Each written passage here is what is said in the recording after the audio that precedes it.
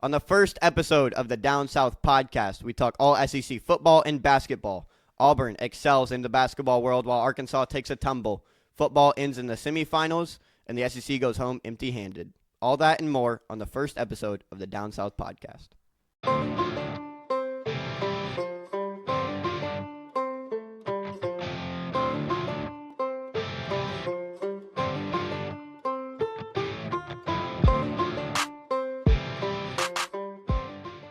We're heading down south on episode number 1 of the Down South podcast with Ben Clay and Drew Hull. I am Drew Hull, joined by the aforementioned Ben Clay, talking SEC hoops, talking SEC football.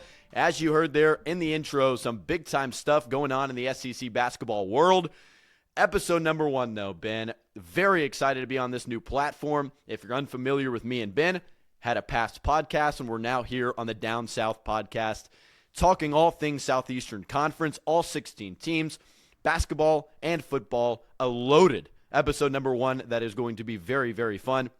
Ben, I am absolutely ecstatic to be here on the new platform. I'll kind of dive into what this podcast is going to look like, how we're going to run the show, and all that kind of different stuff, why you should listen and more. But Ben, how are you feeling, man? New platform. We're really in a good spot right now. I'm really excited to get into some Southeastern Conference stuff. Yeah, really excited for what's to come with this podcast. All SEC, more focused audience, more focused for us to dial in on.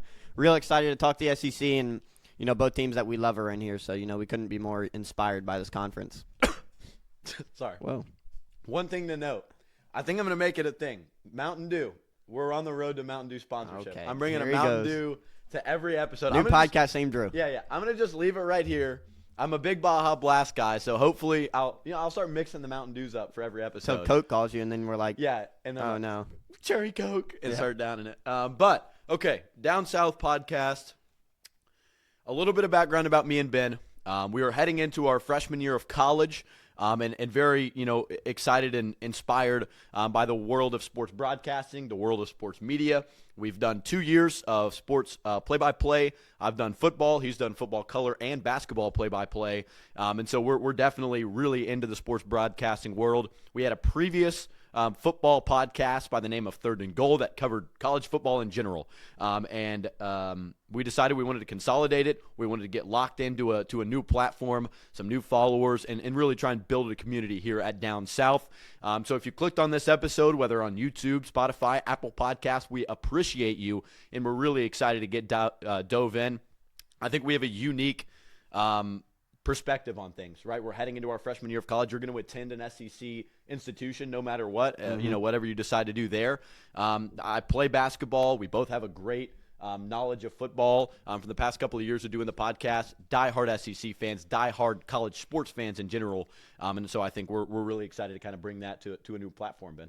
Absolutely, best conference you could be a fan of, and so real excited to learn more about the SEC. Kind of only focus on that, and just become better ball knowers of it. Yeah. Better ball knowers. I'm a UT guy. I'm a Tennessee fan. And usually back here there'll be an Alvin Kamara, number 6 jersey. Ben, an Oklahoma fan. And so definitely a unique perspective from both sides of things. And, a new fan, an old fan. There's new fan of an SEC team. He's been a big Oklahoma guy for a while. But there's a lot of different things at stake and a lot of different things that I think make this a very unique podcast. I want to make sure to shout out our social medias. On Twitter, it is @down_south_pod, no capitalization. On Instagram, I believe it's @down_south_pod, capitalization.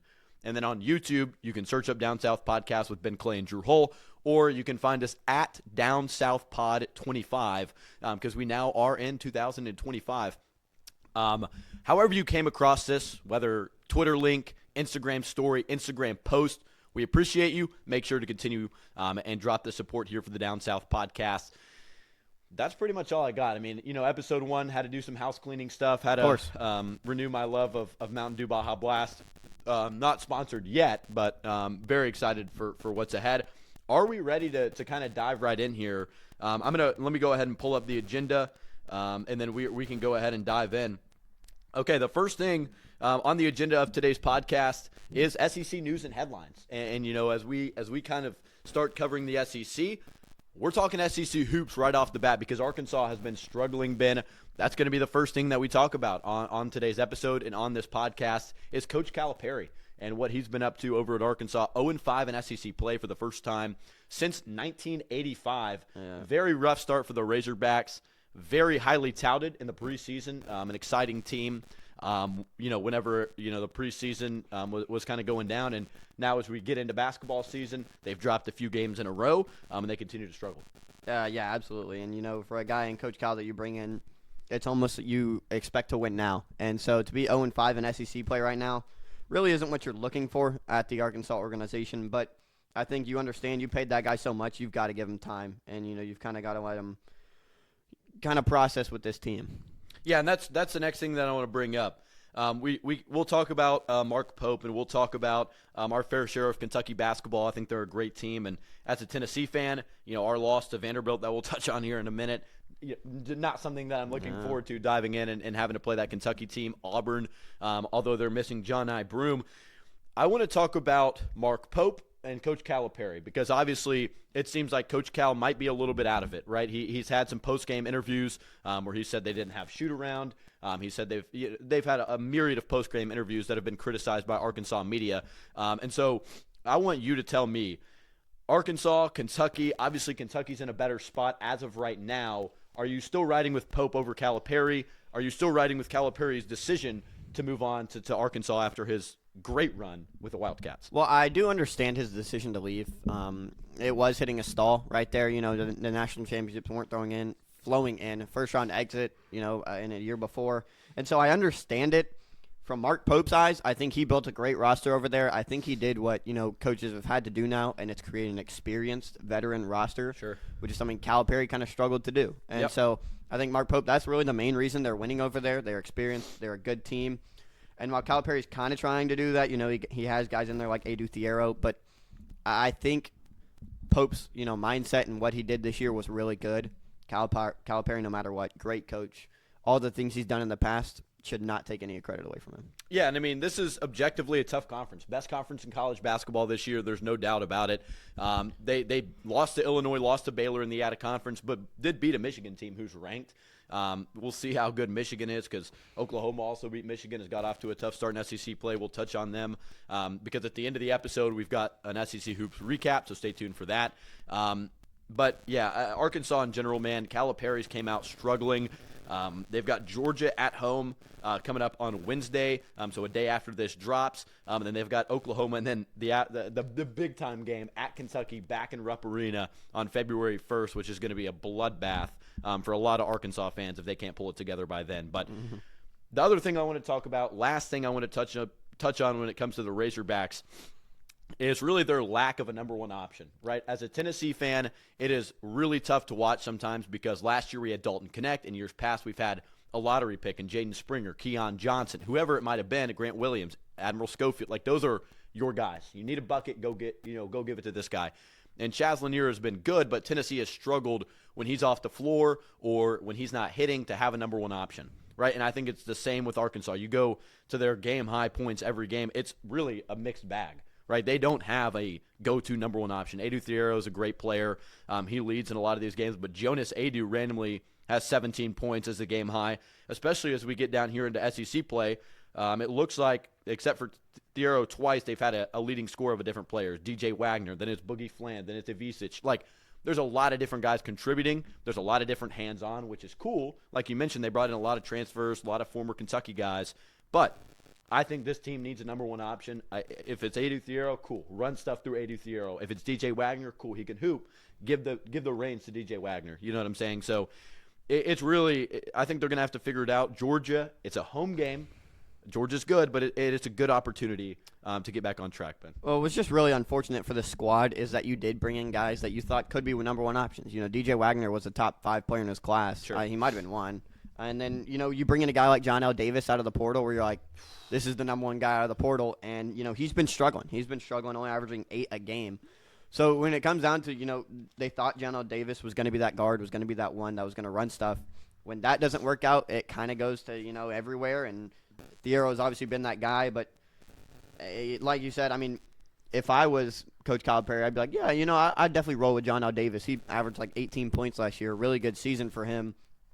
Just one of those unfortunate things, and it happens. When you go through the portal, some things might change, some things might happen. Some guys get winners, some guys get guys that fell off, and so Calipari just ended up grabbing one of those guys that he shouldn't have. Oh, okay. Well, the next team on the docket here, Vanderbilt Commodores, knocked off my Tennessee Vols in Memorial Gymnasium. Memorial Magic pulls through and knocks off my Tennessee Vols. What a game. What a game. Yeah, it was a great game from Vanderbilt. They come out firing. Tyler Nickel had a phenomenal game. Edwards ends up with 18 points. They knock off Tennessee by 1. This team's really well put together. You talk about somebody that uses the portal really well. I think that this is a great example of a team when Mark Byington came in from James Madison, put together a great portal roster. They snag A.J. Hogard from Michigan State. They bring in a true freshman in Tyler Tanner, who's been phenomenal. Played against them. Dude can flat out play, right? He's super fast, super electric, and having a guy like that, like they've got playmakers all over the floor.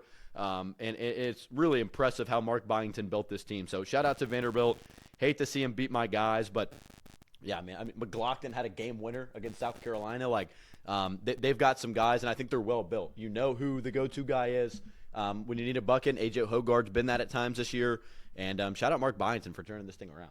Yeah, and I mean, this game really had upset written all over it in my eyes once from the start, where Tennessee did get out to kind of a lead, and then Vanderbilt ended up coming back, and then it just kind of felt like Tennessee could never take over. Every bucket was responded with another great bucket, and Vanderbilt just kind of held the lead.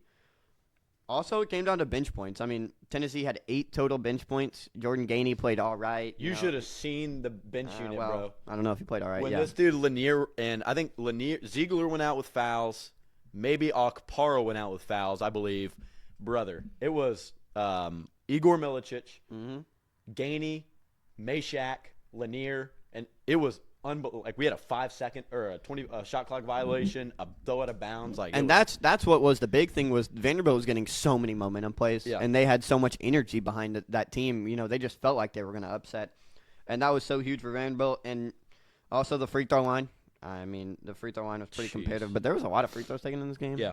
So whatever happened, but the 3-point shooting out of Vandy, I would say, kind of kept them in it, while it also put Tennessee in a position to win a game. Just the game overall was a really good game. Court storming at the end of it, you love to see that. Timeout. Guess how much that fine was from the SEC on that court storm? It was probably less than what it should have been. I just read it. How about $150K? $200,000. Okay, I was close. I feel like that's kind of crazy though. $200,000. Do you know if Jack was there? Our guy Jack Taub. I don't know.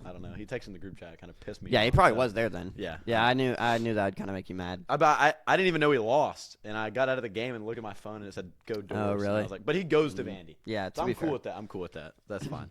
But Jason Edwards, man, that's a guy that I want to highlight for Vanderbilt. I've been watching Vandy a little bit. Watched him play Drake in a loss early in the season, one of those like Thanksgiving or whatever, one of those early season tournaments, and he was playing really good ball.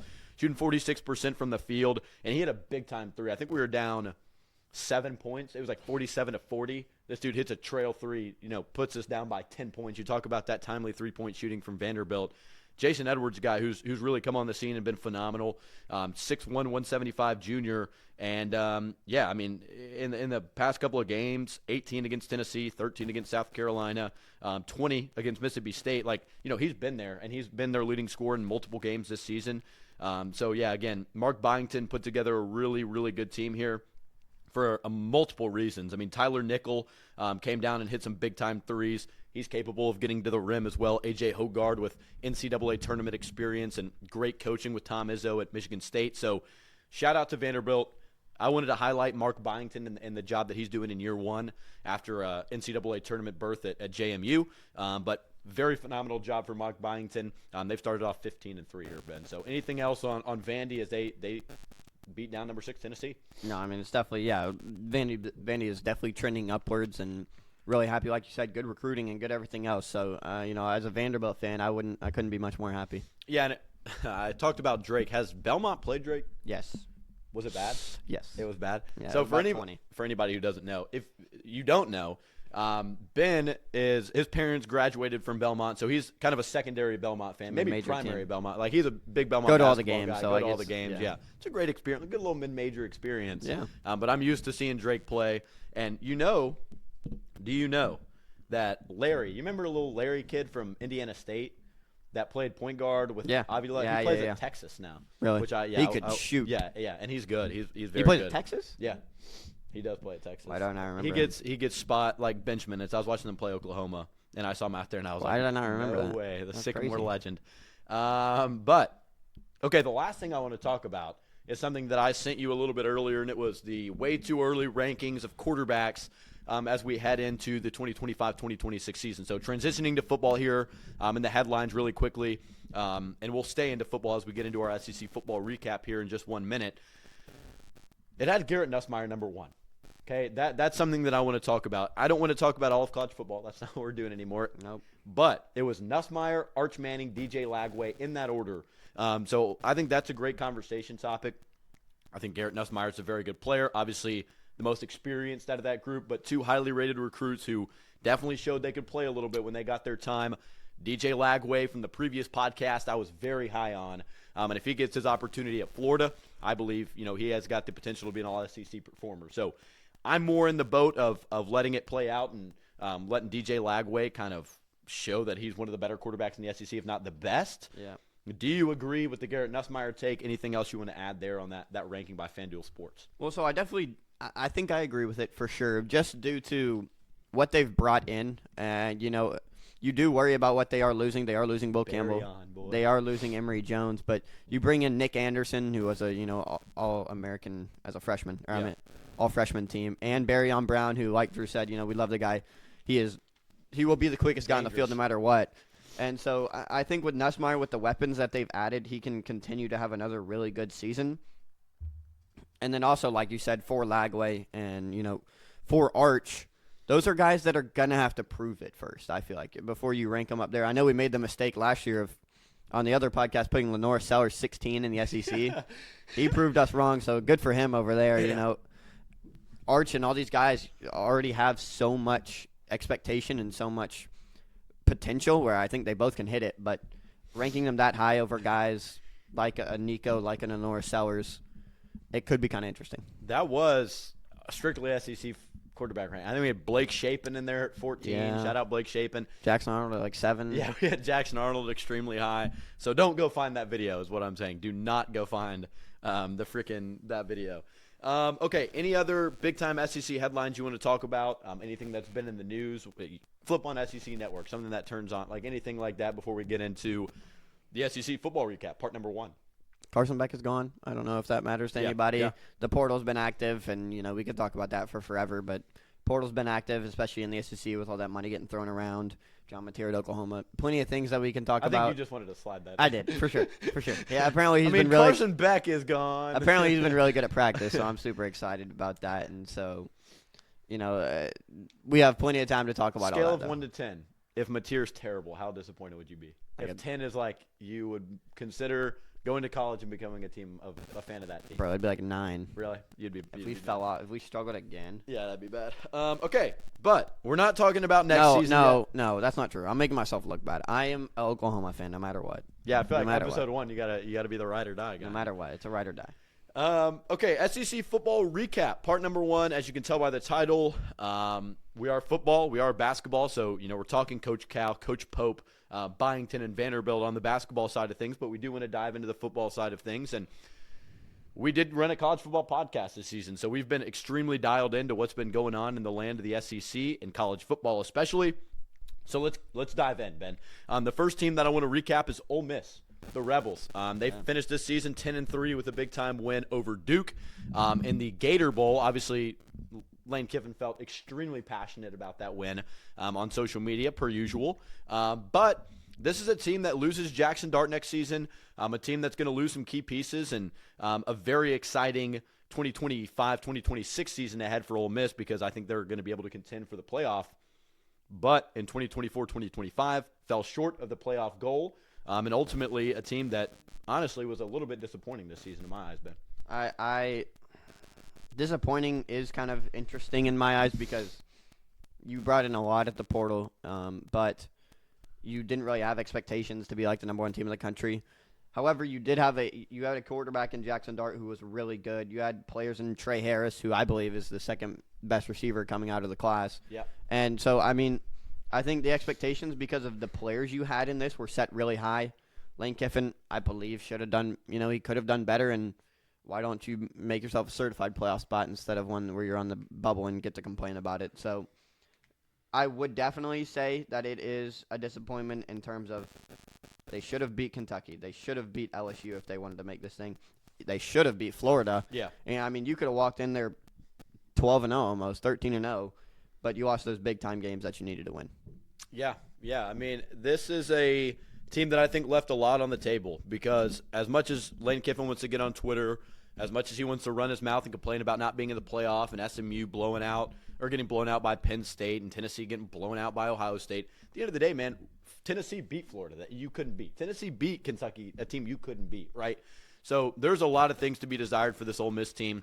Still a fan of Lane Kiffin, with the X's and O's at least, and what he's been able to do at Ole Miss so far.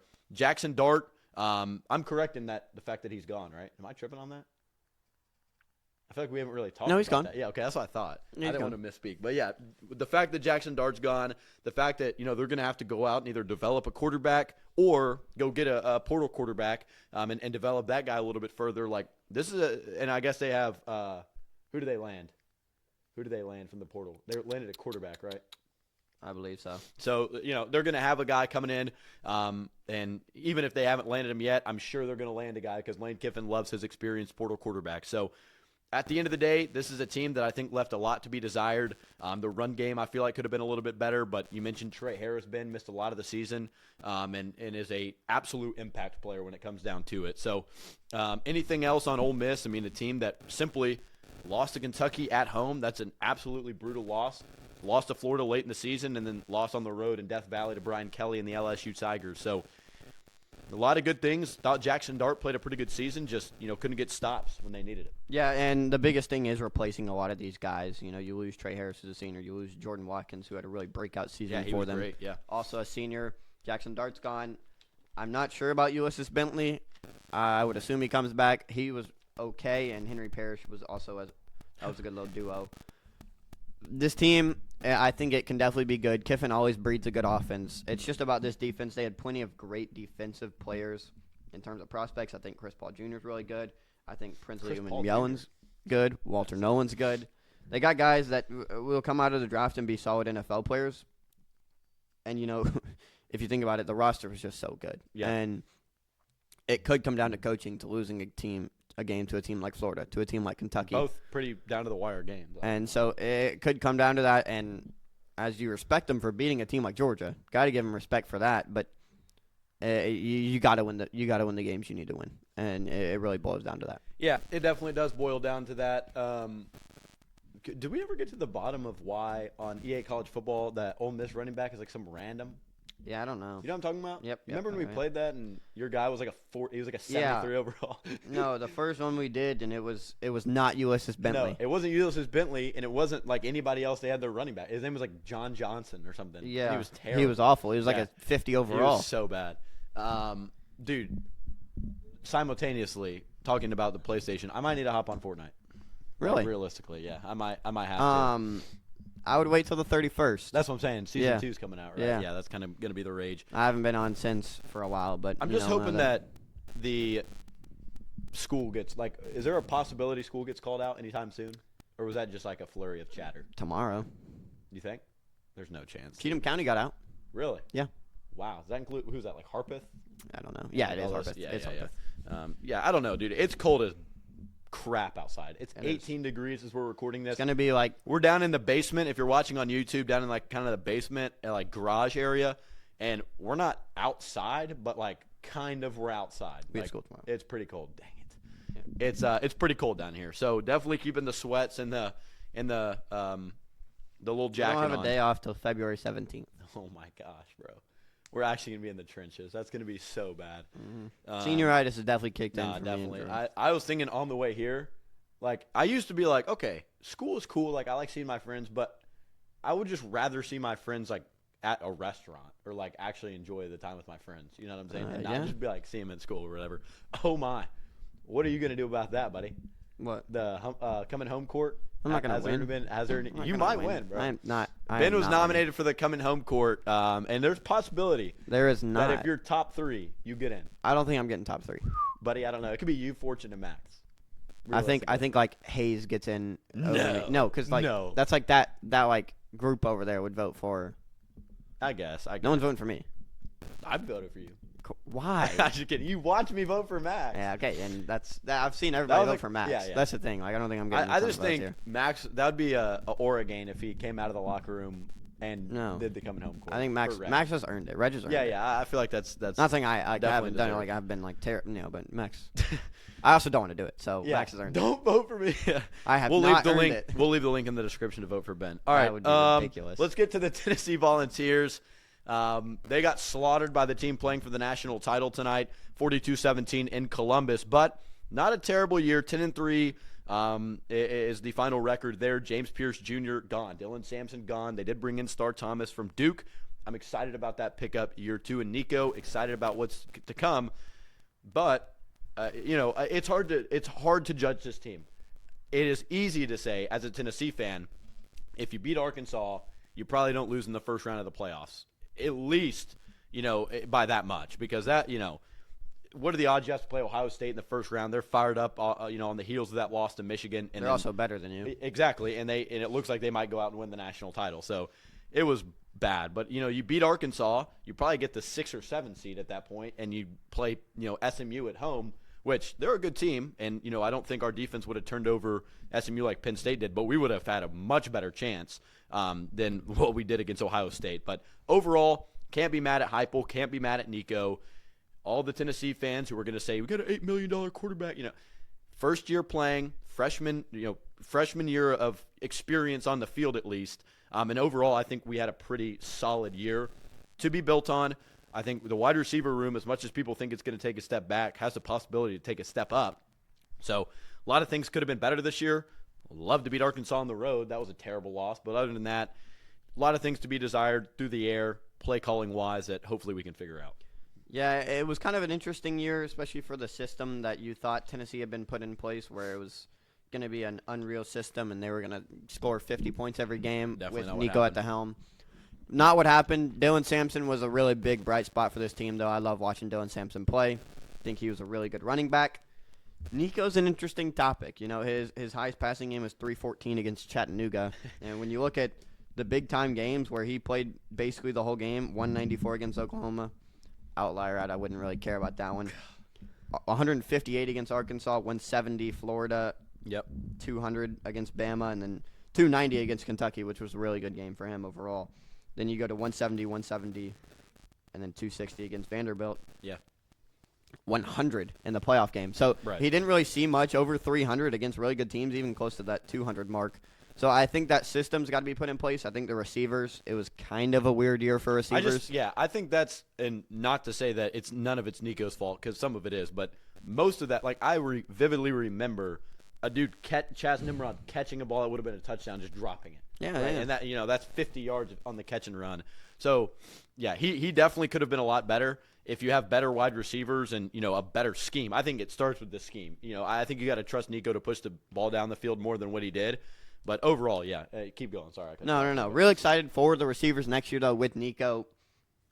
Mike Matthews is back. Didn't you get a portal receiver? No, but we did. You did just get Star Thomas, yeah, the running back, which I'm excited about. Which would be nice after losing a guy like Dylan Bish. Sampson. Him and Peyton Lewis and Dylan Bishop. No, Deshaun is back. Deshaun Bishop's back, sorry. and we lost Khalifa Keith, who was like a fourth-string running back. He went to App State. 100 yards Shout out total. to the young man. Yeah, 100 total yards. It's whatever.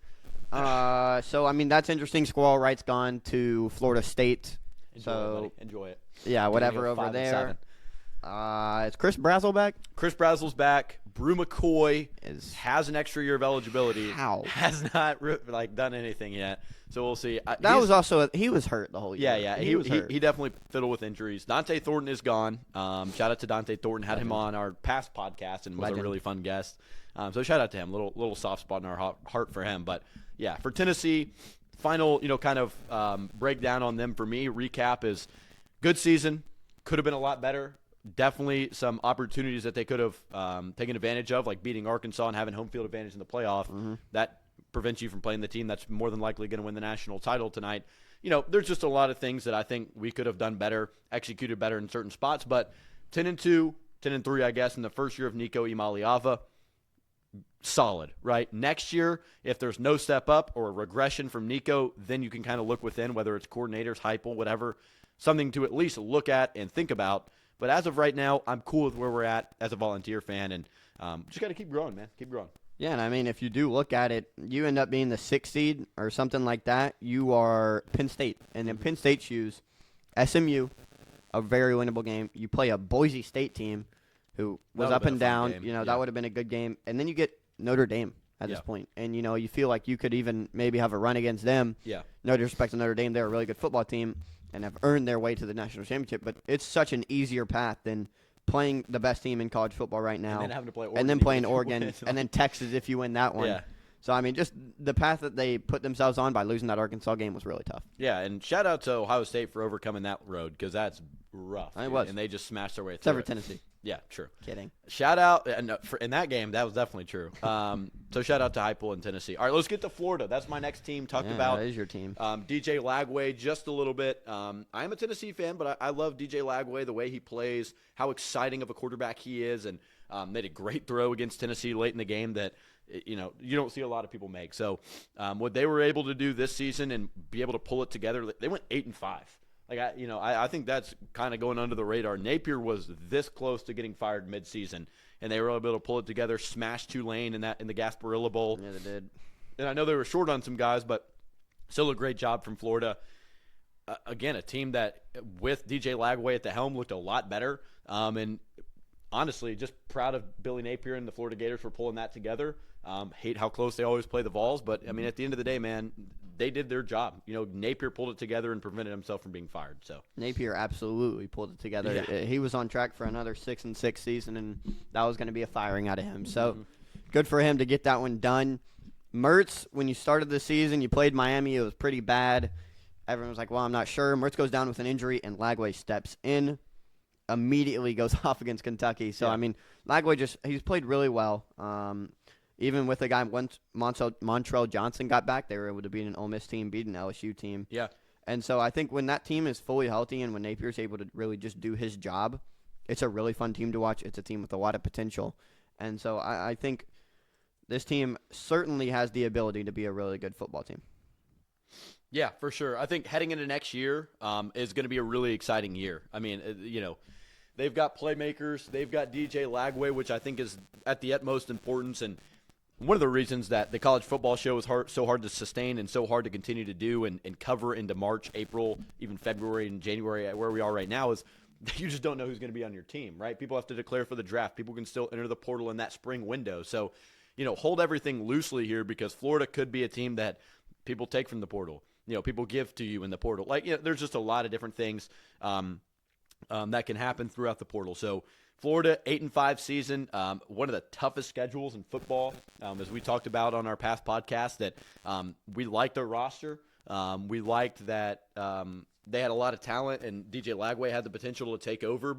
And really they had a good defense as well at times, but just such a hard schedule, and they were able to overcome it late with some big-time SEC wins late in the season. So, yeah. Yeah, in the portal they got a receiver like J. Michael Sturdivant, and you know who their backup quarterback is going to be next year? Harrison Bailey. Yeah, it's Dude unbelievable. stinks, bro. That is a snake move out of him. I don't know what he's doing.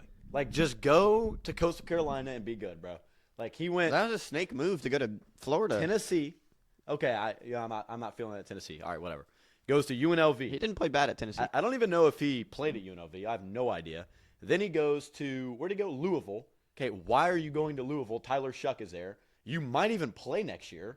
He decides not to go to Louisville and not to come back to Louisville, and then he goes to Florida where he's going to sit behind DJ Lagway. So it's like, what? Why are you looking at me like that? No, it's nothing. Oh, no. We're going to the national championship is tonight, and yeah, they said we're pulling in right now. Oh, no. We're going to be late. It's all right, though. Yeah, we're going to be late. I warned him. But the game when the game starts, I'll feel like a little bit more rush, but we'll be fine, man. It's fine. Episode one. This is more important. For sure. Anything else on Florida? No, nothing else. Really excited for Lagway. The defense Dude. has players. Sorry. Can we talk about the freaking plans that they were making, bro? Like, can we just talk about that on the pod for a second? Okay, you want to put them on blast? Because that was bad news, bro. That was bad news. They're Well, not gonna listen, bro. I don't know what happened. What are we I don't know what doing? happened. Something happened on it was like an inside job because we were like, all right, yeah, Sam's place. Yeah, and he's like, oh, I'm driving by it right now. But you don't have to say that. Don't have to say that. Bro. yeah, he's like packed in there, like, okay, Dicey's. Like, and we're like, they're clearly thought- like together, right? we're like, next to yeah, each Sam's other. place is fine, and yeah, Like, here's the thing: Sam's place is probably a short amount of time down the road from where we are right now. They bring up this pizza place from. it's 20 minutes away in Edge Hill. Yeah, that's a long way away. Okay, if you want to go there, then say you want to go there. But they bring it up and then ask us. Of course, we would rather go to the place 3 minutes down the road. That's good eats. Not going to be that packed. We thought it was going to be packed for the Tennessee-Ohio State game. It wasn't. The national championship has 2 out-of-state teams. It's not going to be that bad. So we're like, okay, hey, let's just go to Sam's because no one was making a plan. It's one of those things where somebody would text, wait.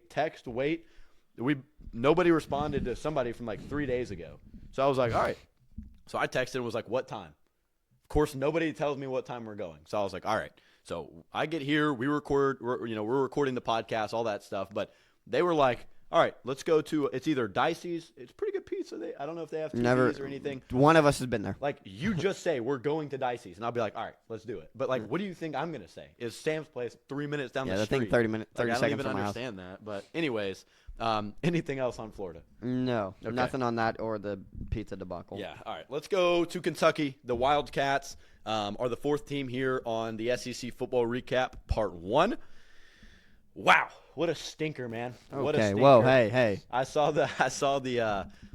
a meme and it said the TikTok ban of 2025, and it was Mark Stoops leaving for Texas A&M. That little That is little hilarious. debacle back in December. Yeah. That's what it was like. I mean, they thought maybe, okay, Mark Stoops going to coach the Aggies. Okay, he's coming back. Brock Vandegrift was a disaster. He quit football after this year, retired, stepped away. No, he had injuries. Barryon Brown has entered the portal. The offensive line was a mess. Gerald Mincy was getting food at the concession stand in the middle of the game. That was hilarious. Shout out to the Vol. But, man, just a dumpster fire of a year for Kentucky. 4-8 on the season, and not a fun year to be a Wildcats fan. I can just tell you that much. Absolutely not. However, looking at it next year, they've done a lot in the portal. Yeah. They're 6th in the SEC, so or actually in total. So good for them. They're kind of moving over there. But back to last year, 15th in the SEC just wasn't what you wanted. And when the QB play kind of struggled behind Brock Vandegrift, not kind of, struggled It was behind so Brock Vandegrift. Gavin Wimsatt stepped in. What He a was kind guy. of weird. He launched a pick against Tennessee. You remember that? Yeah. Will Brooks got and he tracked him down and dove on him at Yeah. like the 2-yard line. I also remember when it was one of those close games and he fumbled in. That They might put have- him in for a play and he fumbled in the end zone. Luckily, they recovered it. That but, might have been us. They I can't tried. remember. He did no, a bunch of random stuff against us. I can't even remember. He Yeah. came in. I was looking scared. It's like those dual threat guys kind of run all over Tennessee, and he I did know. not. So. Yeah, so that was interesting. But I mean, I think Demi Sumo Carnbier was actually really good for He them was, when yeah. he was able to play, along with Jamarian Wilcox, who came in at the end of the season and averaged 6.5 yards a carry. So that's really, really stellar. The QB play is an interesting one. They bring in Zach Calzada. I don't know if that's to be a backup or to do whatever. That's kind of interesting. Cutter Boley wasn't bad. He struggled in the You know bowl he's game. our age.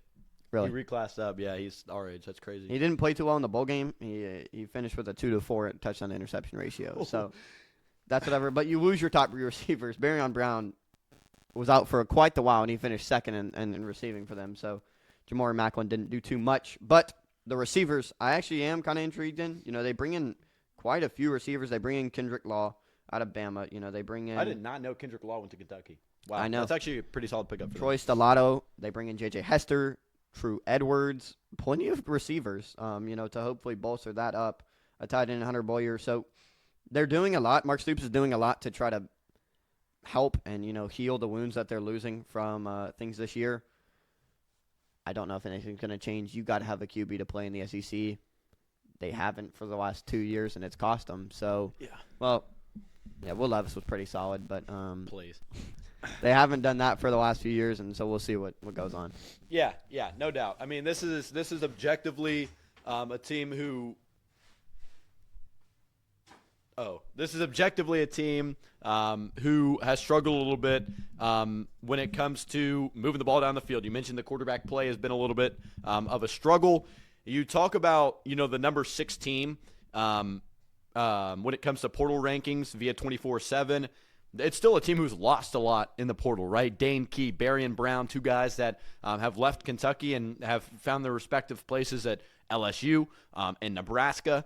So Kentucky's a team who lost a lot. They're going to have to find a better offensive line, right? They're going to have to do a lot of things. Liam Cohen left a few years ago to go to Tampa Bay. So Mark Stoops is at a crossroads. This is a hot seat type of year for Coach Stoops. Interested to see what they can do. But again, a dumpster fire of a year. Vandergriff had a really tough season. I mean, you mentioned injuries there a little bit, Ben, but he steps away from football. So quarterback question there. We'll see what ends up happening. But let's move on, because the next team I've got, Ben, is the Oklahoma Sooners. So I'll start there, and then we can have Ben touch on that here in a minute. We mentioned John Mateer at the beginning of the episode, a guy who comes in from Washington State under great coaching from Jake Dickert, and is going to be a very fun system for the Oklahoma Sooners.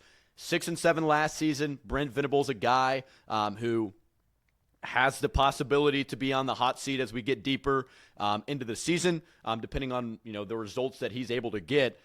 Because this year, bad loss to Navy in the bowl game and things like that. At the quarterback position, Michael Hawkins is a guy that might force some quarterback competition. And so we'll see, man. We'll see. It's going to be an interesting Oklahoma team. You heard Ben kind of talk about it's going to be a disappointing year if they're not able to kind of get things done. And I'm telling you, bro. I was trying to play it off, but now that we're on video, this pizza thing is made me punch a hole in the wall. I'm glad. Episode 1, I'm glad they did their research. Episode you can't 1, get seated until everyone's there. Really? So they were like, why would they do? They were like, so we'll just get a table for 5, and then you ask for 2, and you can just scoot it closer to us. Why don't they can't just tell them, hey, I don't know why. That's a thing. Not gonna. Yeah, why would you do that? I don't know Is why it that's deep? a thing. I don't know. Yeah, you might see a legendary crash out on episode 1. I don't know why that's a thing. But so I heard you talking about Michael Hawkins over here. Yeah. So. No, I was getting into. I see him on my list, Oklahoma. You were over there talking to Henry. I was like, oh no. Sorry. But no, we held down the fort a little bit here. Held down the fort. And yeah, talked about Michael Hawkins. Mateer, I'll let you take the helm. They've heard enough of my voice, but rough season this year, but potential to really grow. Ooh-wee, the Oklahoma Sooners. Let's talk about them. They are one of the best teams all time in football, and were one of the worst teams of all time last year in my eyes. The offense was awful. It was absolutely terrible behind Seth Luttrell and Joe John Finley. We bring in a guy like Seth Arbuckle. That is not his name. It's Ben Arbuckle. Sorry. I don't know why I did that. I don't know why I did that. I'm really excited to see what he does. Brings over his guy in John Mateer, who had a really good season. If he was at Oklahoma and did the season that he had, might be a Heisman contender. So hopefully he can keep that up, keep that offense rolling. Wow, that was a hot take. How? I don't know. He had really good stats. It just sounded like that was a hot take. He had really good stats. Receiver-wise, it was really bad because of injuries and also because the guys that we had weren't that good. Bauer Sharp, glad he's gone. The leading receiver had 320 yards for, Okay. So it was bad. Chill on Bauer Sharp, bro. He was actually decent. Stop. The interception was so bad. Stop. You know where he's at now? He's at LSU. Yeah. The team he gave the football to. So clearly he was already playing for him Bro, back then. Deion Burks so is back, bad. the guy that we needed. We get Giovanni Barnes, He who can play. should be really good. Yeah. Is Andrell still there? Andrell transferred. To where? UNLV maybe? Holy smoke. That's He's right. selling his OU gear for like $300, and everyone's like, "Dude, no one's buying that for $300." No one's buying that for $300, but that is the move. If you transfer and you don't need Yeah. it, just be like, yo, yeah. Yeah. So that's an interesting one. The RBs I am really excited about. Javonte Barnes is back. Taylor Tatum's back. Just a bunch of guys that I think are going to be really good for this team, which makes me really excited. Defensively, we get Marvin Jones Jr., we get Kendall Daniels out of Oklahoma State, so we kind of get that, cross-town rivalry thing. I think with the transfer, I think what Brent Venables is doing is making our team much better. Right now, there are reports of Jim Knowles coming to Oklahoma to be Brent Venables' defensive coordinator. Be absurd, as he's leading the number 1 defense in the country to the national championship right now. Yeah. So that'd be an absolutely. Oh, look, there he is. No, I'm just kidding. I would absolutely love that. Really excited for OU next year with John Mateer at the helm. I think that's something that we didn't have. As much as I like Michael Hawkins for what he's done for the team and for the program. Gave us a lot of hope, and he said that he's going to stick around for a QB battle, which you got to respect out of a guy. I really respect Michael Hawkins and what he's done. It's John Mateer's team no matter what. This defense was insanely good behind Brent Venables, and it can only really get better with Kip Lewis back, with Robert Spears-Jennings back. I'm really excited for the future, and defensively, I think this team is going to be top 10 next year. And so as long as the offense is able to flow and do something against an SEC roster, I really think they can have a winning season. Yeah, do you think that this is one of those things where maybe Brent Venables is a great defensive coordinator and is going to struggle to be a head coach? Are you at all – has that crossed your mind? Are you at all concerned about that? Or is he really just your guy straight up? It is an issue. After this year, if he has a bad year, I think he should be gone for sure. I think he should be gone. And it's just such an interesting thing where this defense has been improved so much since the past, where we've seen a lot of these offensive coordinator and offensive-minded head coaches not turn out well. And you see a guy like Brian Kelly. You see a guy like Josh Heupel. And no offense to Tennessee, but, it's just the national championship isn't there unless you have a star-studded roster like Ohio State. But Marcus Freeman's there with a team that, is kind of definitely not on the level that Ohio State's on, where I think these defensive minds can definitely push a team to a national championship. And so I think Venables is able to do that. The offense just needs to be figured out. You cannot be a head football coach if you don't have an offense. The motivation factor's there. He's a for sure motivator. No, and that's everything he says makes me love him even more. Yeah. But when it's 6 and 7, it's hard to love a coach. Yeah. Okay. Well, are you good on Oklahoma? Yeah. Okay. Next year we're going 10-2, 9-3. Way too early prediction for Ben Clay. Okay, let's go to the rival of Oklahoma, Texas, who just had their season ended last weekend, or however long ago that was, in the college football playoff semifinal. The Longhorns finished 13-3. They played a significant amount of games. Steve Sarkisian got some NFL buzz, but at the end of the day, signed an extension, and he'll be back as a Longhorn head coach for the next couple of years at least. Quinn Ewers decides to declare for the draft. That's kind of big-time news when you talk about allowing it to be Arch Manning's team. He's completely freed up. It's Arch's team. It's his opportunity. And is this more pizza debacle? No, nothing bad. He just an Instagram reel. It's, Also, I did tell him we were going to be there in like an hour. So. Oh yeah. We'll be there in an hour. We definitely will. We will. Anyways, this is a team that I feel like is primed for position in the future and did a good job playing with what they had this year. I think this is a good roster. I think they ran into the best team in college football, unfortunately, in Ohio State. And by the way, if you didn't listen to our old podcast, I predict Ohio State to win the national title. I have great predictions. Usually, I never really miss. The best roster in football is going to win. Then okay. I rarely miss. I apologize for trying to be special. I rarely miss. Anyways, I'm going to create a montage of bad predictions. I can throw that in there. Mine are bad too, though. To be fair, I think I just project mine more. Like, you just say yours, so it's not that bad. I stand on. I'll be like, oh my, I literally smacked the table and said, bet on it. Arkansas is going 10-2. Back when they had KJ Jefferson 2 years ago, and they proceeded to go 4. So you got in a huge tussle with me because of UCF. No, that was not a huge tussle. Guys, it was a huge tussle. That was one of the biggest crash. He got mad at me for not making any bold takes. Let's not act like you were like, yeah, you're right, and I was like, no. Like, we were both going at it. Yeah, because it was a terrible take. Argument. And then you got mad at me, so I had to defend it. Yeah, UCF was terrible. I've also made bad takes. I said Stetson Bennett was getting benched. I'm sure. Alongside Quinn Ewers. I'm sure. But those were hot takes. Like, those were. I'm sure we'll have our fair share of bad takes on next year. It's going to be Nico. No, that'd be a good thing for you. Bring a new quarterback. That'd be a good thing. Yeah, for he breaks out. Yeah. But Texas, man, great season. Had some great players. Really fun team to watch. When Ewers was good, like when he was bad, he was almost unwatchable. But Wisner in the backfield, Blue in the backfield, like they were a really fun team to watch. But a lot of guys have declared. Gunnar Helm, Quinn Ewers, fair share of Longhorns have entered their name into the 2025 draft. So we'll see what Texas ends up being. Hard to kind of project without some of their top guys, without the portal spring window, being opened up. But, man, Arch Manning season in Austin, and that's going to be very exciting to watch, Ben. Excited for the Arch Manning, John Mateer, Red River shootout. That should be an interesting game.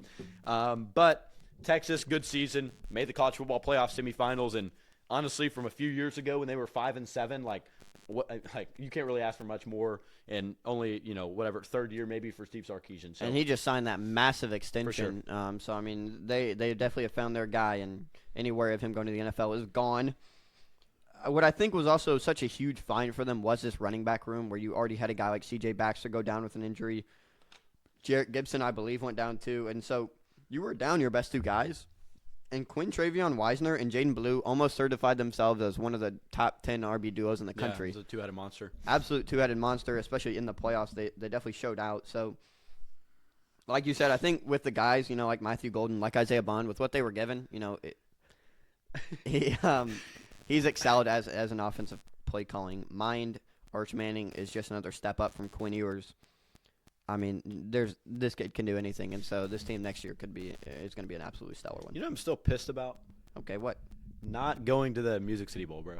Like, they actually robbed us. You couldn't have gone, could you? Yeah, no, I couldn't have gone. But, still, they robbed us, bro. Hopefully with this podcast, maybe the SEC Media Days is on the table if we can really lock in. No, yeah. That is a good thing. Well, we're specifically SEC. So, the Music City Bowl, we might have a chance, but I guess it'll be a little bit different. But okay, anything else on Texas? Well, yes. I mean, you spent so long on the other team. Sorry, you're going to breeze by Texas. Michael Taft is back. He was solid. I don't like him because I'm an Oklahoma fan, but he was good for him. Anthony Hill Jr., I believe is back. Yeah. I don't want to say anything, but he is unreal. He is a really good player, and just a sophomore. Makuba's gone. Jade Barron's gone. So those guys are the guys that they brought in and were really good. So Sarkisian's going to have to keep on doing that in the portal in the secondary, because the defense was in question, but this year they were a lot better. They were really stout and, setting themselves up for next year. Yeah. Again, Texas, and we'll touch on them here in a minute. Can Texas beat a good football team? Beat? Yeah. Oh, yeah. There's a fair share of Ben shots at Texas, which I like, though. Are they frauds? No, they were not frauds. Arizona State was a good football team. They couldn't. Let's not act like they weren't good. They were. They beat Oklahoma, dude. Come Barely. on. There we go. Beat them in double OT. They beat a good football team in double OT. And then every Still a great win. football team they played lost to. They would have won that if their kicker wasn't freaking me. Bert Auburn is a really good player. He's not bad. I didn't say he was bad. I just said He got that benched. game, He got benched. He was horrible. What? He didn't play in the Ohio State game. Really? Yeah, they used another kicker. That's so bad. I didn't even notice that. I don't feel like, and he was supposed to be like a real touted guy. Yeah. But, I mean, if you're yipped up from 30, you're not playing. Yeah, that's bad. Okay. And we'll talk about Texas here in the next segment, so Longhorn fans, stay tuned. LSU is the next team I want to talk about. Garrett Nussmeier. We talked about in the opening segment, kind of those big-time headlines where, he was named QB1 in 2025-2026. With those big-time expectations comes expectations for the team. You mentioned Nick Anderson. You mentioned Marion Brown becoming a part of that team. You do lose a few key pieces, though. I mean, you lose Will Campbell Jr. along the offensive line, and they lose their fair share. I think they lose Weeks on the defensive side of the ball as well. So the Tigers are going to be grasping for some big-time playmakers. Mike Goat, Harold Perkins back on the defensive side of the ball from what it looks like right now. Terrible. So you know how my guy's already in the league and playing he's actually for an NFL team. Pretty good, yeah. So shout out to Dallas Turner. Shout out to the Tigers. Pretty good season, 9-4. Thought it could have been better, but you're really loading up for Garrett Nussmeier's final year of eligibility. Barryon Brown landing with LSU. Me and Ben talked about it a little bit just off the air, just in general. When he entered the portal from Kentucky, I really wanted him to be an LSU Tiger.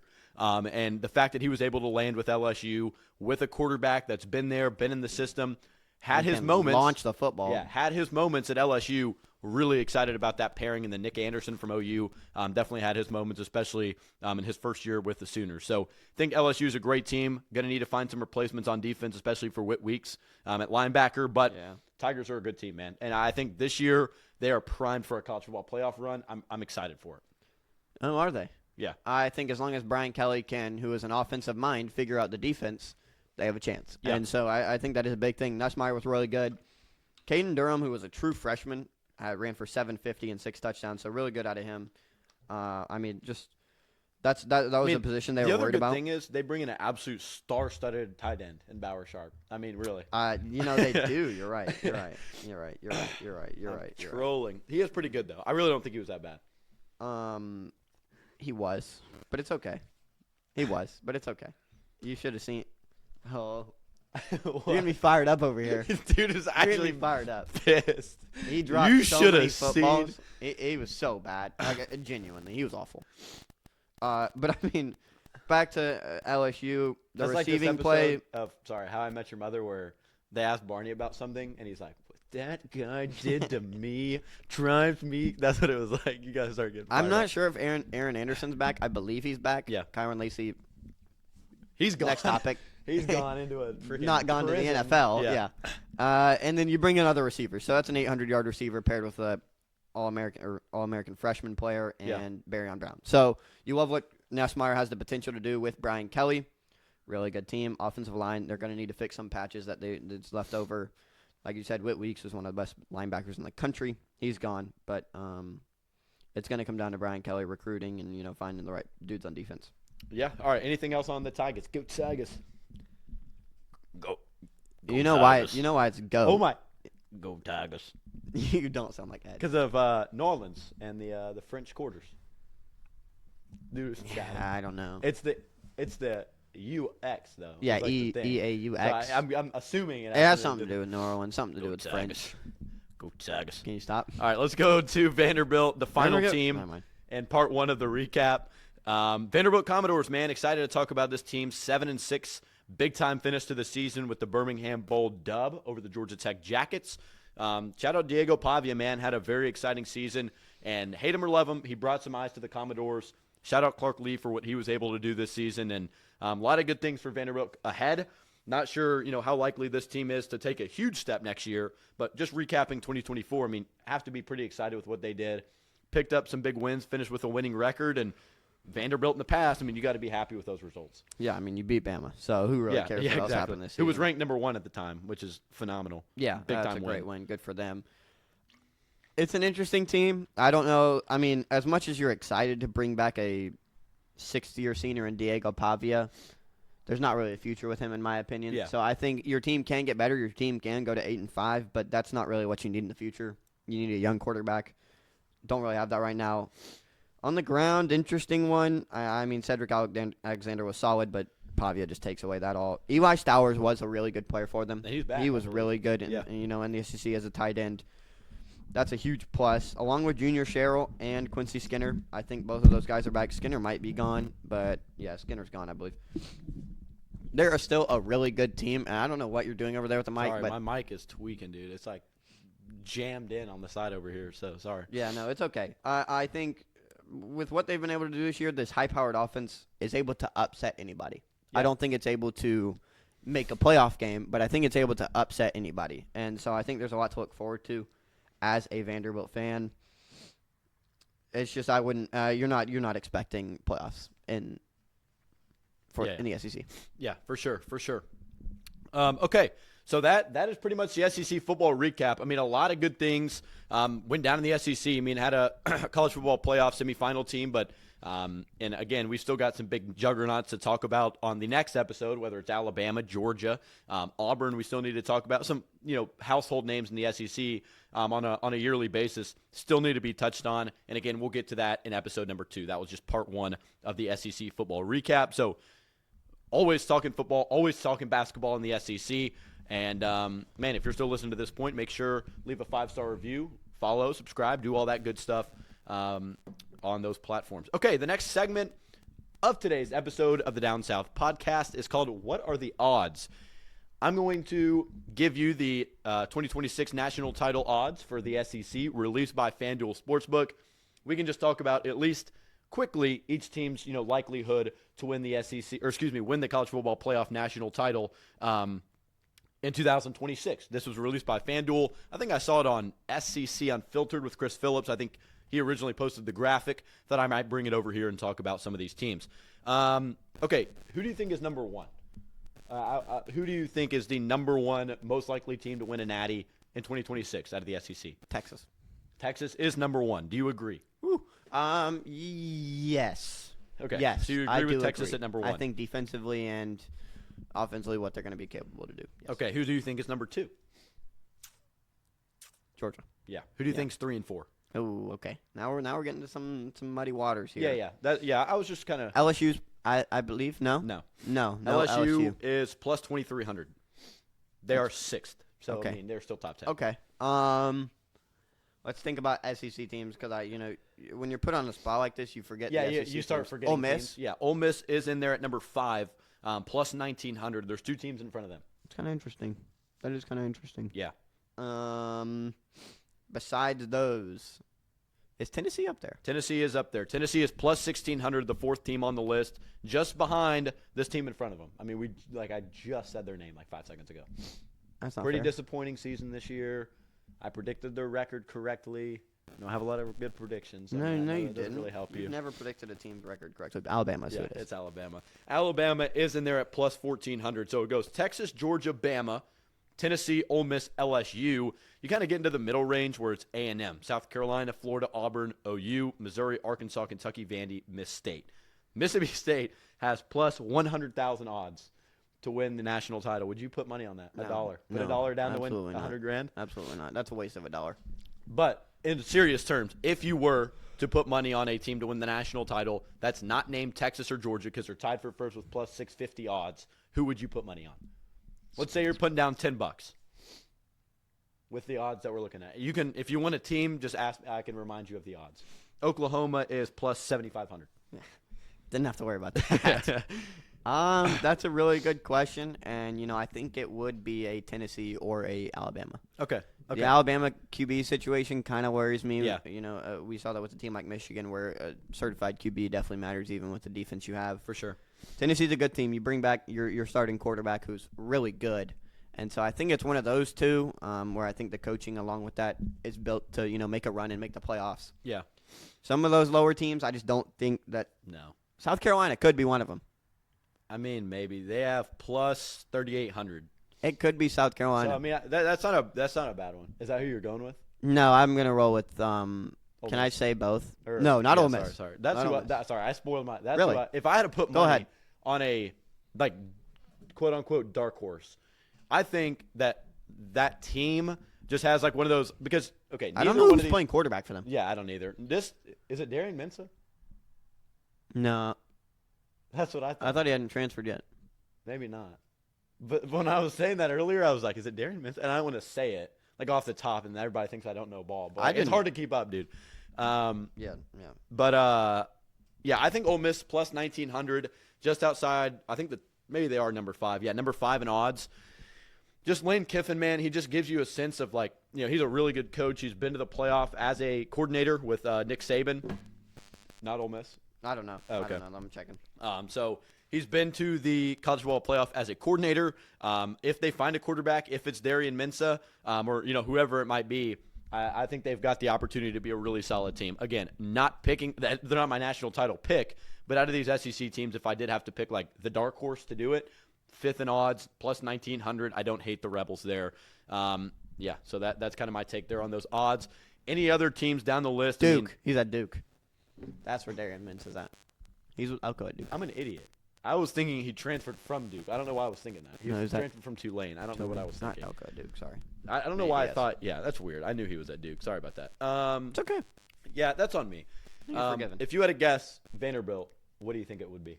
What do you think the odds were on that? What was Miss State? Plus 100,000.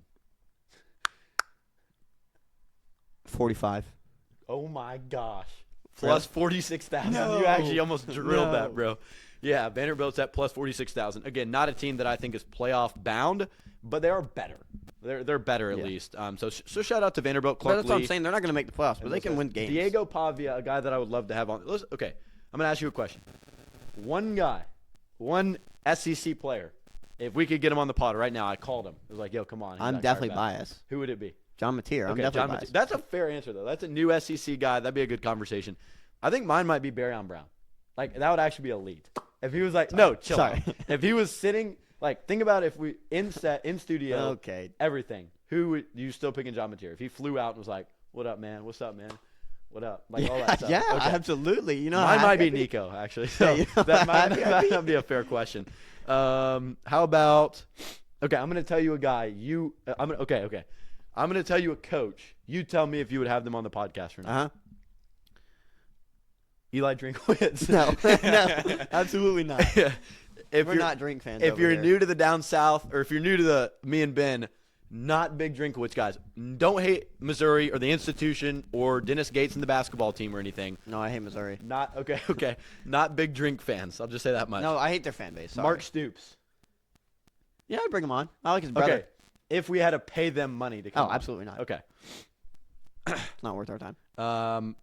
Kirby Smart. Yeah. Okay. Okay, Absolutely. come on. That would be the absolute number one option. Like if we could have Kirby on, he's like, "What's up, boys?" Like he would actually He's be a an elite legend. guest. Lane Kiffin, but Lane Kiffin, but he fires off a mean tweet afterward. But he pays us to come on. I mean, yeah. Then. So What? he pays us we $200, got- but then he fires off a tweet like, "Never go on these." Oh tracks." no. I thought you meant like he was crazy. I thought it was a They good were tweet. recording a garage next to a car. No.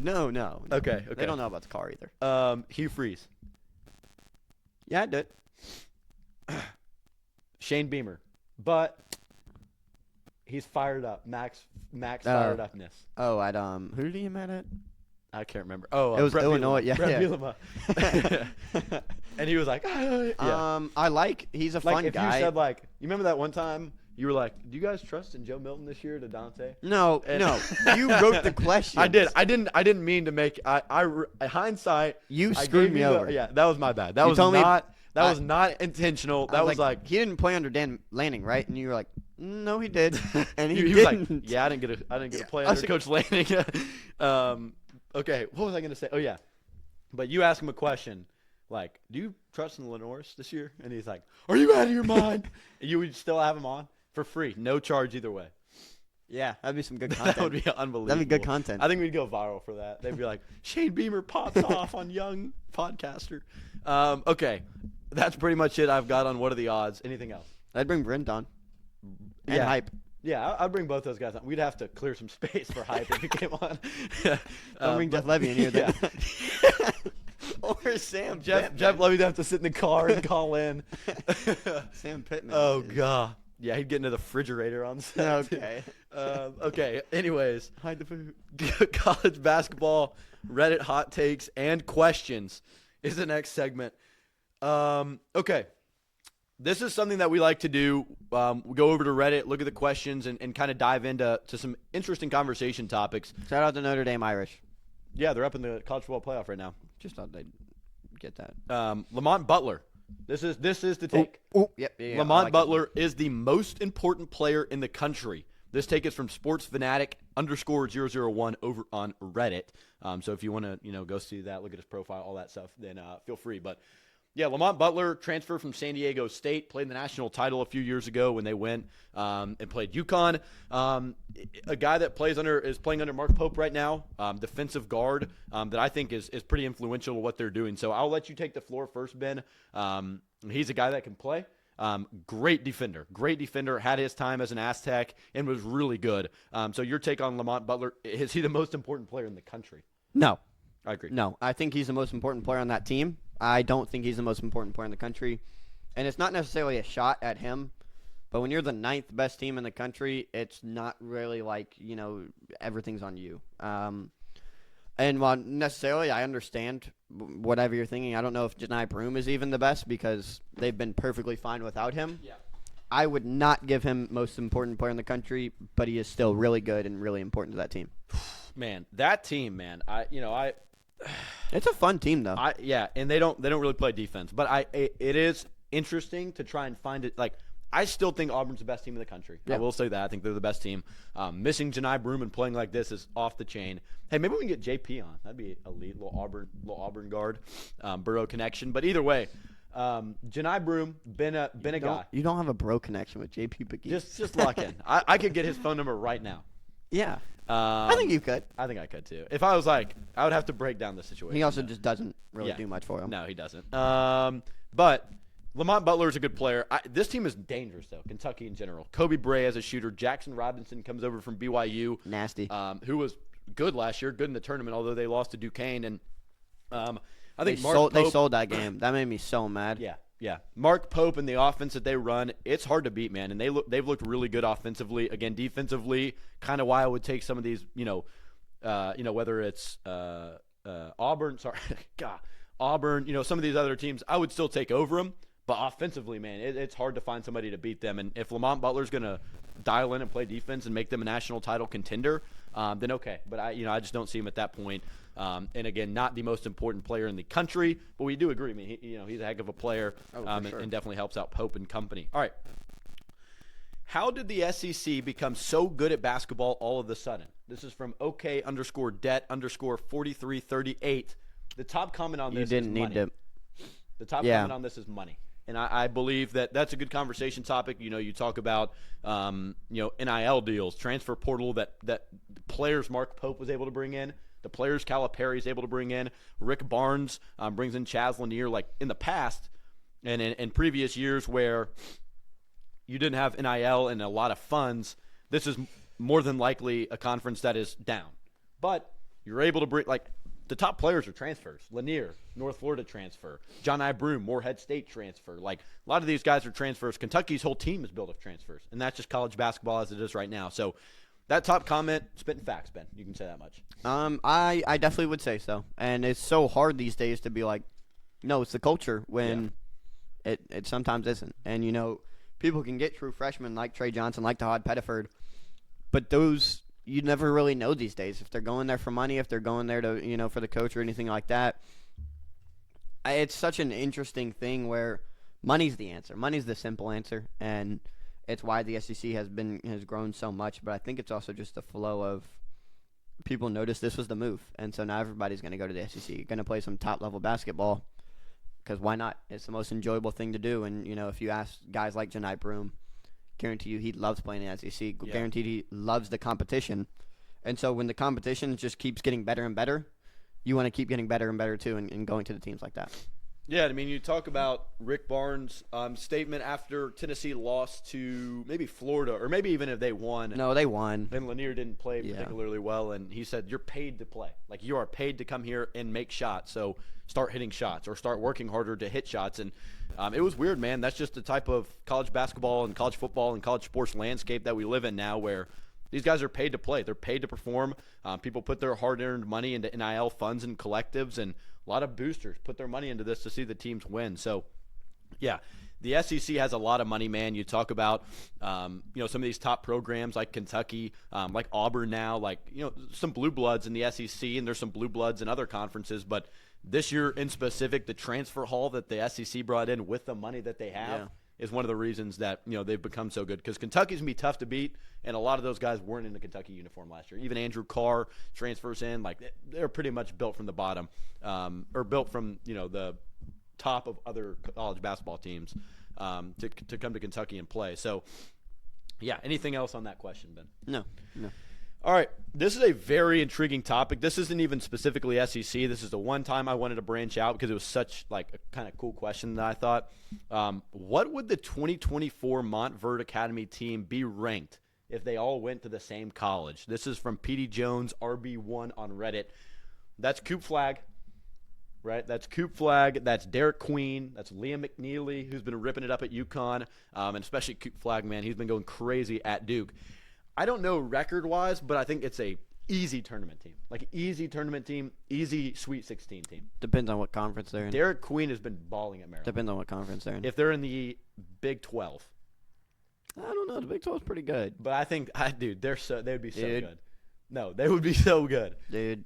No. Yeah, if you have Coop, it and probably BJ Edgecombe from Baylor. They have Edgecombe? Yes. He's in the G League. No. No, he's at Baylor. Yeah, well, I knew that, but I thought they... No. Yeah. No, that makes no sense either, yeah. I mean, yeah, I think Edgecombe's been... Do you think they would win more than 20 games? Yeah. I think they would win, like... I can't... The issue is they can't play the whole game. Yeah. True. Yeah. They can't play the whole game. Like, no, actually, Coop Flag's brother... Oh, no. Don't do something. I think it was the mouse. So we're good. That mouse keeps connecting and disconnecting. That's not a good sound. It is not a good sound. No, we're still good. Seems like it's fine. Yeah, it's the. So I mean, 20 games, sure. Yeah, but I think. Would you be surprised if this?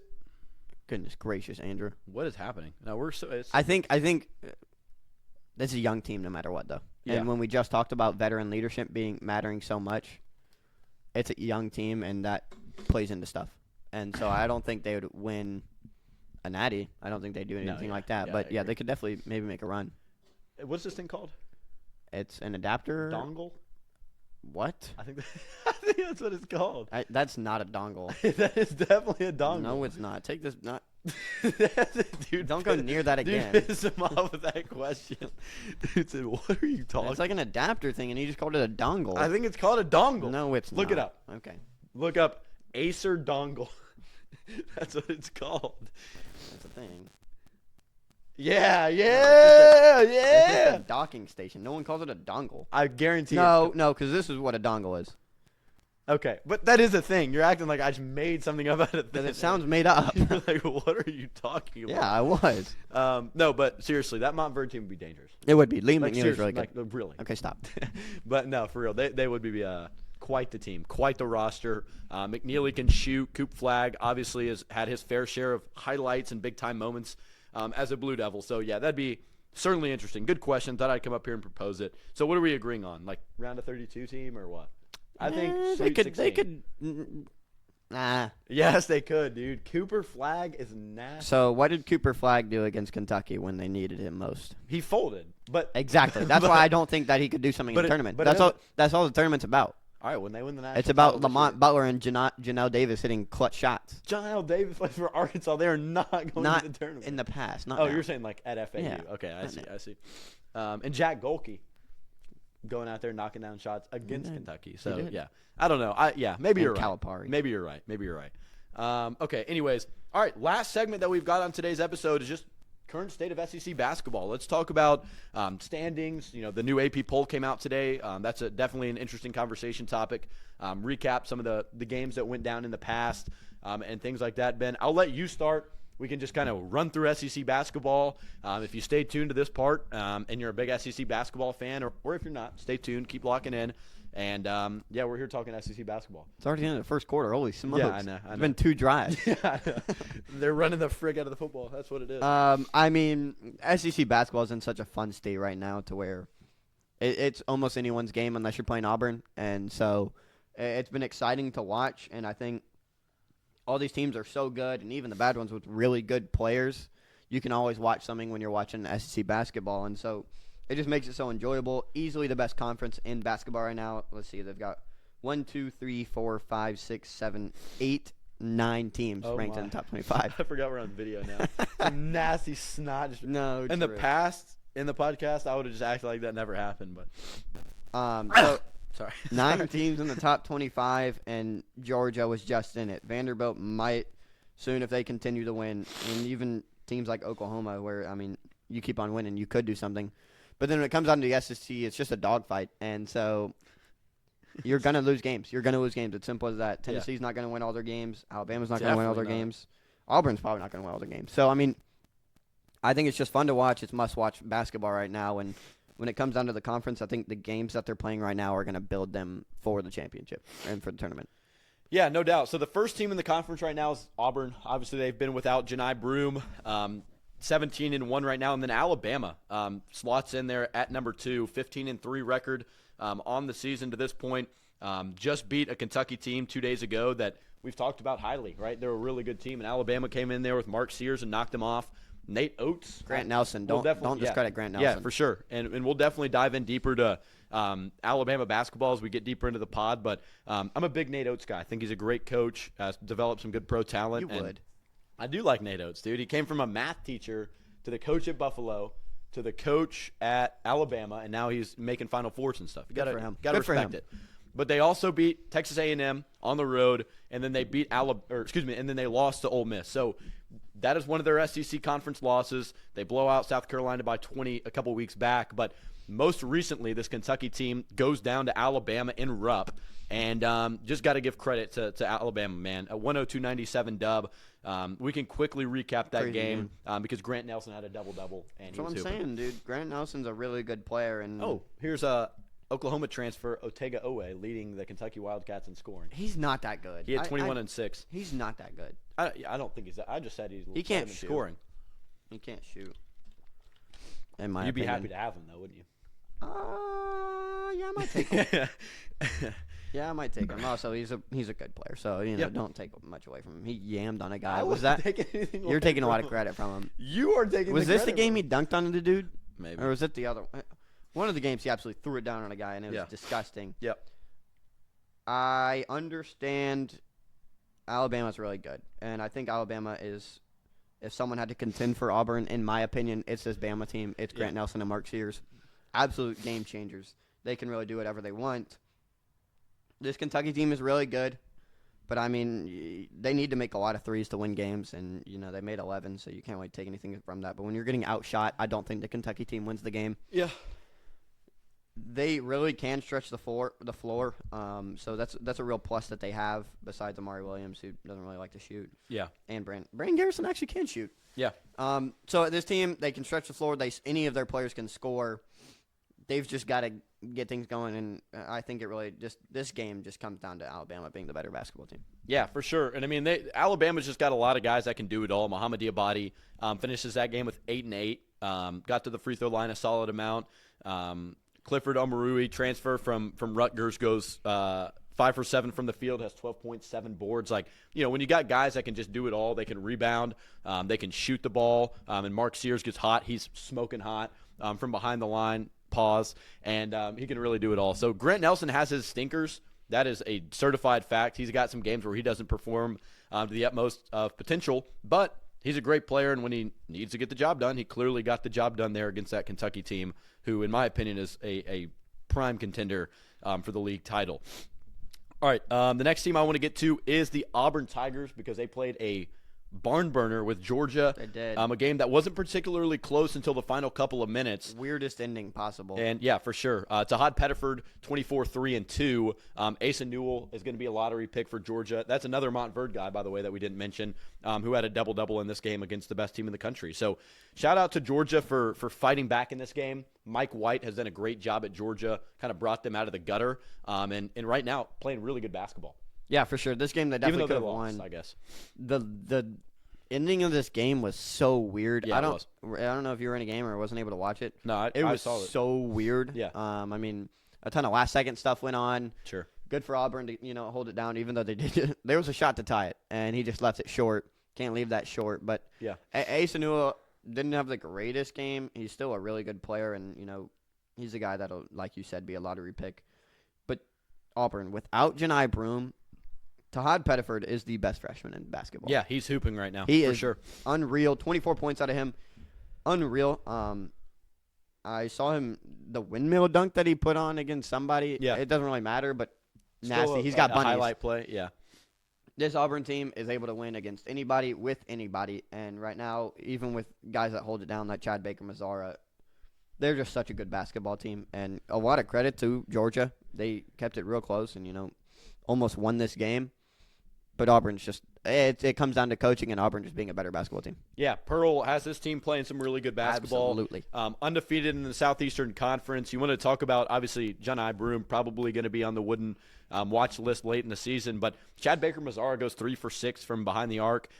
He's a big-time player when he's able to knock down his three-point shots. Tahad Pettiford, 5 for 7 from the three-point line, 24 points in this game, as we mentioned. So Auburn is a team that when they get hot from three, even Miles Kelly, when he gets hot from three, they're hard to beat, man. They had a unstoppable first half against Duke early in the season at Cameron Indoor, and they play some good basketball at times, man. Their offense is hard to stop. A lot of back screens, a lot of flex cuts, a lot of dribble handoffs for threes. Where Janai Broome can either dribble, hand it off to a shooter, and he's going to stop and pop in your face, or Janai Broome's going to get downhill and lay it in on you. So it's a hard offense to stop. It can be stopped, as we've seen. They have a loss on the season at least. And so, for Auburn to, come in, be able to handle business without Janai Broome is certainly something. So 17-1 right now.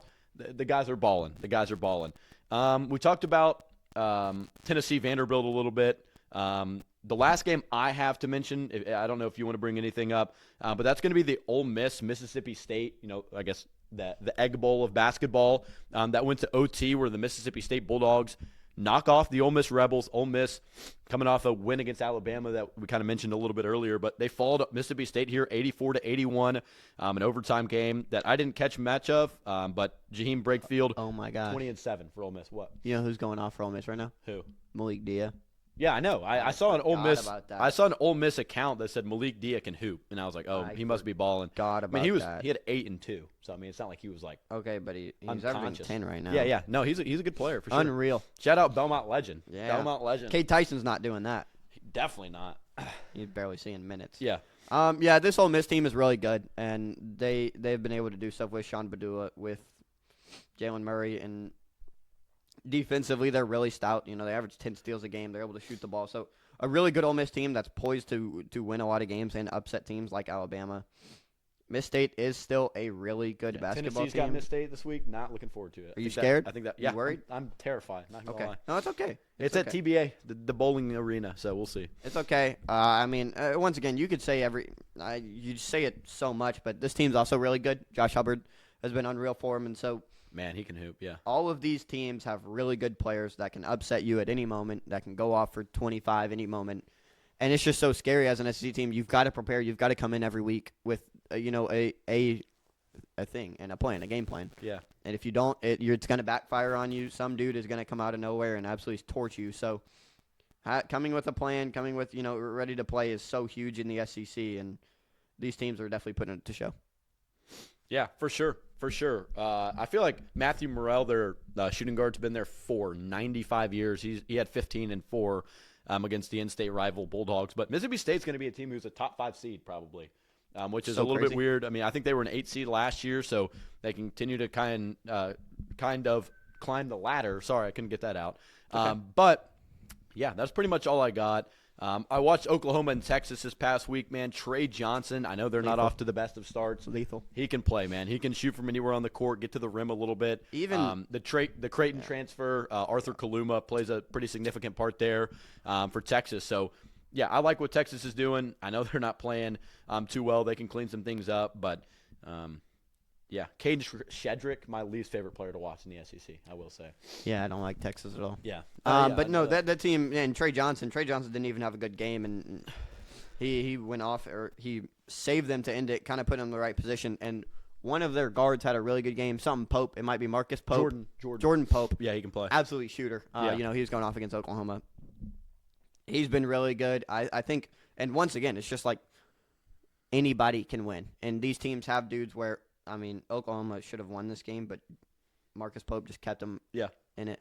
Jordan Pope. Sorry. Yeah. I'm thinking of Mark Pope now, and then stuck in my head. It's Jordan Pope kept them in it, kept them winning, and, Trey Johnson eventually closed it. So it's just all these guys you have to worry about, and it led to a Texas win over Oklahoma. Yeah, tough start to conference play for Rodney Terry and the Longhorns, but, you kind of get into non-conference play early in the year. I mean, they knock off NC State, lose to UConn, which is a tough loss, and then they lose to Auburn by 5, lose to Tennessee by 4 early in the conference play. And then, you kind of get down here. I think they can beat Missouri. That game goes on tomorrow at 8 p.m. Winnable game. And then I think they play Saturday against A&M. I wouldn't predict them to win, but, not a game that is out of the realm of possibility for Trey Johnson, Kaluma, all those guys, Jordan Pope, to go in there and knock them off. I'm a big fan of Texas. Watched them play Tennessee, obviously. Held them down a little bit, and then watched them play OU on the road, and Trey Johnson just went off, man. Had a very phenomenal game. So shout out to Texas. I think they're going to get off the struggle bus here soon, hopefully, because I'm rooting for him, and I like Rodney Terry. He's got that connection to Deacon Rick Barnes, and I definitely appreciate that. Do we want to touch on Oklahoma? We've talked about Tennessee at length a little bit. Jeremiah Fears, probably still a lottery pick. He's still really good. Played a really solid game against Texas, hit a pump fake behind the back, got to the rim. He's fun to watch. He's fun to watch at times, and they lose to Texas A&M by 2 at times. In reach with Georgia, I guess at times in that game. So I'll give you the floor. Probably the last team we'll touch on SEC hoops wise here. Yeah, no. Jeremiah Fears is a solid player, and it's just this Oklahoma team, and not even solely him. The turnovers are really bad late, and it just ends up costing you a game every single time. You feel like A&M, we had that game in the bag. We were up maybe 18 points, and turnovers and things like that killed them. And so that just keeps on happening. But when you have a clean game like that against South Carolina, you force turnovers, you don't turn the ball over, you win by 20. So I think once again, another team, Oklahoma can upset anybody at any moment, but they are not one of the top teams in the SEC for sure. Yeah, and I mean, Saturday you take on Arkansas, a team that is fiending for a win. Yeah, that can be a tough one. soul-crushing win for Porter Moser and the Sooners if they're able to go in there, beat Arkansas, knock them to 0-6 in the Wouldn't that conference. be nice? But yeah, The SEC schedule is so scary. Yeah, it's up and down. It's like, and it's ranked team, especially ranked a tough conference this year, which makes it even worse. So, I mean, Missouri, who went winless in the conference right now, is ranked inside the top 25. So, anything can happen in the SEC this year. We saw Tennessee lose to Vanderbilt, unfortunately. Auburn, continues to roll. Alabama loses to Ole Miss. So there's a lot of things that can happen. Florida 16-2. Highlight them a little bit, man. They've been hooping.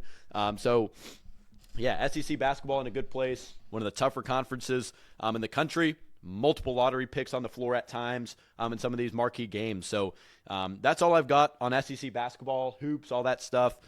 Recap some of these big-time games. Talked about some of these marquee players. At the hour 30 mark. So, anything else that you want to touch on? Got to go. What's this place called? Dicey's. Got to go to this Dicey's place before the whole friggin' world burns down. Sorry, I keep doing that with the microphone. No, it's okay. But yeah, man, good episode 1. Talked football, talked basketball, talked what our goal is here at the Down South podcast, and really excited for what's to come. I did want to talk about this just for a moment. This Baja Blast is making me burp. Sorry, That's not what you want to talk about? I was gonna say no. That's not what I talk about. Content-wise, at third and goal, we had content flowing, man. We had content flowing. We had YouTube videos coming out. We did podcasts consistently at one time, and we kind of went away from that just because of our schedules and all that stuff. And we are now committed, and we feel like we're really excited for this new brand and platform and all that stuff to kind of dive in. So what to expect? This is hold loosely because a lot of things could go down. A lot of technical issues can happen. So hold loosely. But this is what we're attempting to do as we try and build the brand. Monday, we're going to record the main podcast. Usually episodes will come out on Tuesday. That's just the day that works best for us. So expect Down South podcast episodes every Tuesday. On a normal week where it isn't short week like this and, all this different stuff, we'll try and record 2 TikTok videos when we do, some of this in-person filming for the podcast, whether it's trivia, name the players, anything like that. Super interactive content that's going to be fun to post on YouTube Shorts, Instagram Reels, TikTok, all of that fun stuff.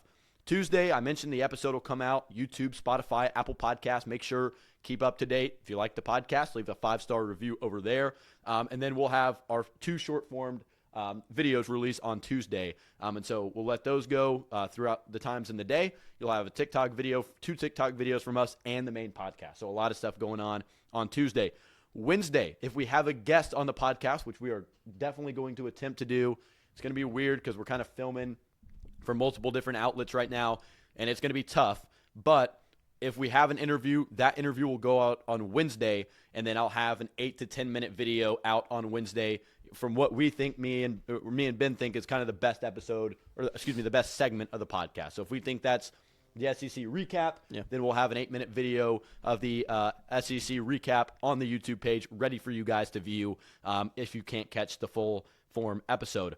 And then we'll have 2 clips from the interview go out on Thursday if we interview anybody. Again, we could interview multiple people. And then once we kind of get in the flow, if you want to go back to our Third and Goal channel on YouTube, if it's still up when I'm saying this, I can't decide. We did some in real life content, college football grids, stat draft. We did a lot of different things that I think were really fun if we would have kept in the flow. So we'll try and continue to do that. Once we get into the flow, those will come out on Thursday. And then the clips from the podcast will go out on Friday, whether it's predictions for the upcoming week in hoops or anything like that, and then more short-form content on Saturday. So that's kind of what you can expect. We're trying to get active on TikTok, grow our brand through social media platforms, and obviously on Spotify and Apple Podcasts and all of that good stuff. So that's pretty much all I got. On Twitter, it's down_south_pod. Trying to get to 100 followers there. That's a good first goal. I think we're at 20 right now. Down_south_podcast on Instagram is where we're at there. The goal is 200 subscribers over there, followers over there. We'll post some interactive content there as well, so be on the lookout for that. And then Down South Pod 25 on YouTube, or you can just go in there and search it up. So yeah, that's pretty much it. We'll have the TikTok page created and pushed out here soon. and a lot of clips and fun stuff from the podcast will be there. We hope you enjoyed the episode. We hope you can become a part of the community because we're going down south every Tuesday morning, and we're really excited to talk SEC football, SEC hoops on a weekly basis. We've got the best conference in college basketball to talk about every week, Ben. So really excited for that. If you listened to the first episode, we greatly appreciate you. If you're still listening to this point, we even more greatly appreciate you. So make sure, follow all of our socials, and leave us a 5-star review, Ben. Anything else, any objections, any last-minute chatter that you want to go on? Nope. Thank you for listening in. We appreciate it. Yeah, we definitely appreciate it. We're going off to eat some pizza, I guess, and try and pull up a table whenever we're able to get that done, maybe. Other than that, man, yeah, we'll be here same time, same place next week, heading down south. We appreciate you listening to the first episode of the Down South podcast with Ben Clay and Drew Hull.